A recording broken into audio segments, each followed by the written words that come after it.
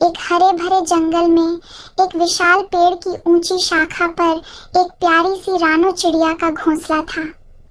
इस घोंसले में रानो चिड़िया और उसकी नन्ही बेटी मीनू चिड़िया रहती थी। रानो चिड़िया हर रोज सूरज उगने के साथ अपने पंख फैलाकर उड़ान भरती और अपनी बेटी के लिए भोजन लाती। रानो चिड़िया जंगल की एक तेज और समझदार चिड़िया थी, जो अपनी बेटी को भी सभी कठिनाइयों का सामना करने की सीख देती थी। मीनू चिड़िया भी अपनी माँ की तरह तेज और चतुर बनना चाहती थी। एक दिन रानो चिड़िया ने मीनू चिड़िया से कहा, बेटा, जंगल में जीने के लिए हमेशा सतर्क और होशियार रहना पड़ता है। तुम्हें अपने चारों ओर से खतरों का अंदाजा लगाना आना चाहिए। मीनू ने अपनी माँ की बात को गहराई से सुना और उसके सबक को समझने लगी। जी माँ, आप जैसा बोलोगी मैं वैसा ही करूँगी। मैं कहीं दूर जंगल की तरफ अकेली नहीं जाऊंगी। आप जब मुझे अपने साथ लेकर बाहर जाएगी तभी जाऊंगी। अब आप चिंता मत करो, मैं घोंसले से कहीं बाहर नहीं जाऊंगी। चिड़िया अपनी बेटी से बहुत प्यार करती थी और उसे हमेशा समझाती कि कभी भी अपने घोंसले से दूर मत जाना, क्योंकि जंगल में बहुत सारे खतरनाक जानवर रहते हैं। चिड़िया की बेटी बहुत चंचल और जिज्ञासु थी। वह हर चीज को जानने और समझने की कोशिश करती। एक दिन जब चिड़िया खाने की तलाश में बाहर गई हुई थी, उसकी बेटी ने सोचा कि वह थोड़ी देर के लिए बाहर घूम आए। उसे अपनी माँ की बातें याद थीं, लेकिन उसका जिज्ञासु मन मान नहीं रहा था। ऐसा करती हूँ, थोड़ी देर बाहर खेलने जाती हूँ। जब तक मम्मा घर वापस आएगी मैं आ जाऊंगी और मम्मा को पता भी नहीं लगेगा, नहीं मम्मा परेशान होगी। वह धीरे धीरे घोंसले से बाहर निकली और इधर उधर उड़ने लगी। अचानक उसे एक चमकती हुई चीज दिखाई दी। वह उस चीज के पास गई और देखा कि वह एक सुनहरी गेंद थी। वह उस गेंद को देखकर मंत्रमुग्ध हो गई और उसे अपने साथ ले जाने की कोशिश करने लगी। तभी एक भयानक आवाज सुनाई दी। वह मुड़ी और देखा कि एक चील उसकी तरफ बढ़ रही है। चिड़िया की बेटी डर गई और चिल्लाने लगी। उसकी आवाज सुनकर उसकी माँ जल्दी से वापस आई और देखा कि उसकी बेटी चील के सामने खड़ी है। बिना किसी देरी के चिड़िया ने अपनी बेटी को अपनी चोंच से पकड़कर हवा में उड़ा लिया। चील का हमला असफल हो गया और वह गुस्से में वहां से चली गई। चिड़िया ने अपनी बेटी को सुरक्षित स्थान पर पहुंचाया और उसे समझाया, देखा, मैंने तुम्हें क्या कहा था, इस जंगल में बहुत सारे खतरे हैं। हमें हमेशा सतर्क रहना चाहिए और अपनी सीमाओं का उल्लंघन नहीं करना चाहिए। इस कहानी से हमें यह सीखने को मिलता है कि अपने बुजुर्गों और अनुभवी लोगों की बातों का हमेशा सम्मान करना चाहिए और उनकी सलाह माननी चाहिए, क्योंकि उनकी सलाह हमें किसी भी खतरे से बचा सकती है। चिड़िया और उसकी बेटी का जीवन पहले जैसा सामान्य हो गया था।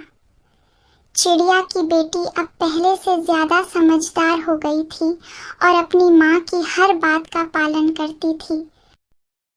एक दिन रानो जंगल में भोजन की तलाश में गई और वहां उसे एक बड़ा और स्वादिष्ट रोटी का टुकड़ा मिला। रानो चिड़िया ने सोचा, क्यों ना इस रोटी को मीनू के लिए लेकर जाऊं, वह बहुत खुश होगी। वह रोटी का टुकड़ा अपने चोंच में दबाकर उड़ने लगी।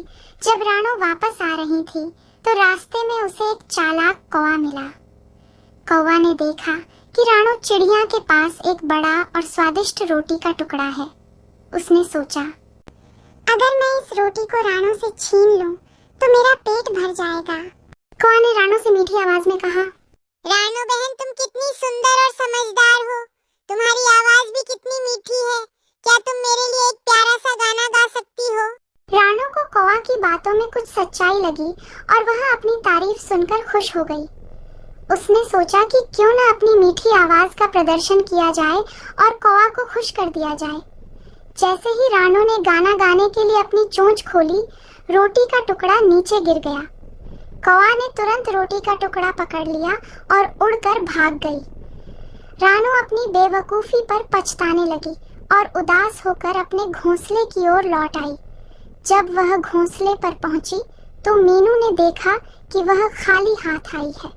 उसने पूछा, क्या हुआ, आप इतने उदास क्यों हो? रानू ने सारी घटना अपनी बेटी को सुनाई और कहा, मुझे माफ कर दो, मैंने अपनी मूर्खता से हमारी भोजन खो दिया। मीनू चिड़िया ने मुस्कुराते हुए कहा, कोई बात नहीं, हम सभी गलती करते हैं, हमें अपनी गलती से सीख लेनी चाहिए और अगली बार ज्यादा सावधानी से काम लेना चाहिए। रानू ने मीनू की समझदारी की तारीफ की और दोनों ने मिलकर अगली बार के लिए एक नई योजना बनाई। उन्होंने निश्चय किया कि वे हमेशा एक दूसरे का साथ देंगे और किसी भी चालाकी में नहीं फंसेंगे।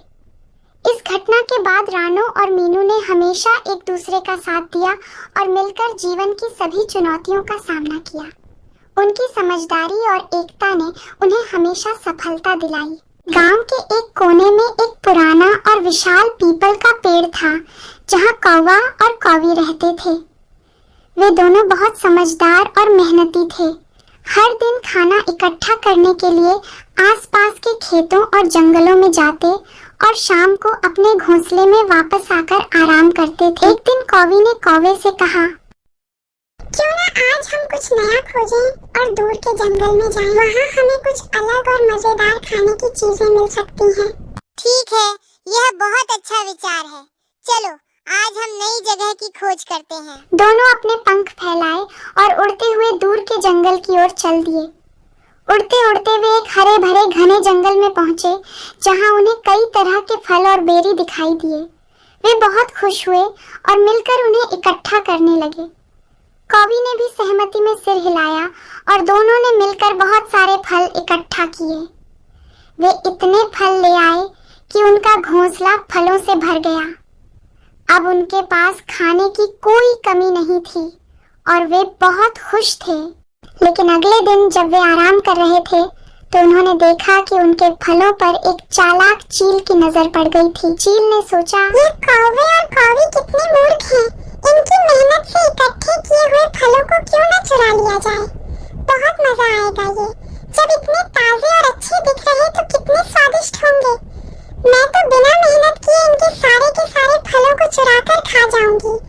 चील चुपके से पेड़ पर चढ़ा और फलों की तरफ बढ़ने लगा। कौवा और कौवी ने यह देखा और तुरंत सतर्क हो गए। कौवा ने कौवी से कहा, हमें इस चील से अपने फल बचाने होंगे, नहीं तो यह हमारे सारे फलों को चोरी करके ले जाएगी और हम दोनों बस देखते ही रह जाएंगे। यह तो अब हमारा फल है, इसे जंगल से चोरी करके हमने लाया है और यह खा जाएगी। उस दिन के बाद कौवा और कौवी ने निश्चय किया कि वे अपने मेहनत से कमाए हुए खाने को किसी भी चालाक जानवर से बचाकर रखेंगे। उन्होंने एक सुरक्षित घोंसला बनाया जहां कोई भी आसानी से नहीं पहुंच सकता था। कई दिनों तक उन्होंने अपने फलों का आनंद लिया और साथ ही नए नए जगहों पर घूमने का भी मजा लिया। उनकी जिंदगी में हर दिन एक नया रोमांच और नई चुनौती होती, जिसे वे साथ मिलकर खुशी खुशी सामना करते। कौवा और कौवी ने यह समझ लिया था कि मेहनत से कमाया हुआ फल हमेशा मीठा होता है और अगर साथ में विश्वास और एकता हो तो कोई भी चुनौती बड़ी नहीं होती। इस तरह उनकी जिंदगी खुशहाल और संतोषपूर्ण हो गई और वे हमेशा एक दूसरे के साथ मिलकर खुश रहते। इस तरह से कौवा और कौवी की कहानी में रोमांच और साहस का नया पहलू जुड़ गया, जिससे उनकी जिंदगी में और भी मजा और सीख आ गई।